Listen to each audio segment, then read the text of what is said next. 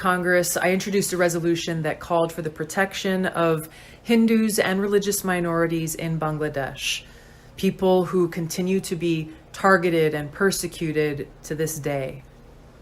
Now, the height of this persecution actually began 50 years ago when the Pakistani army systematically murdered, raped, and drove from their homes millions of Bengali Hindus because of their religion and ethnicity.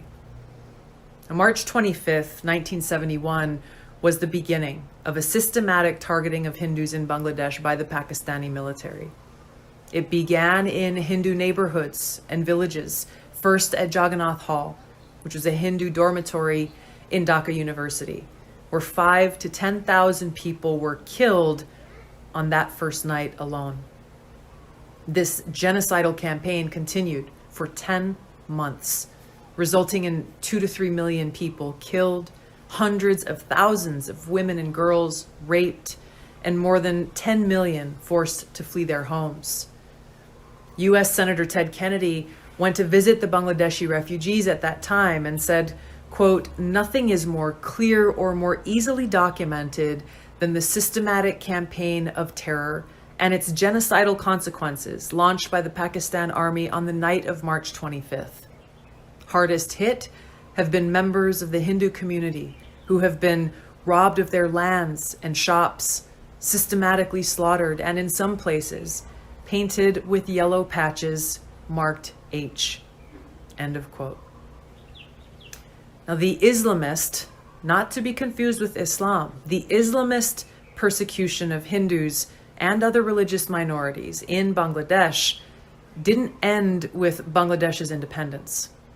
That campaign continues to this day with horrific targeted attacks, murders, homes being burned down, and families who continue to be forced to flee.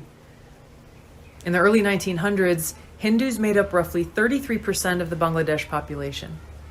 Because of this persistent Islamist campaign targeting Hindus, just 8% of Bangladesh's population are Hindus today.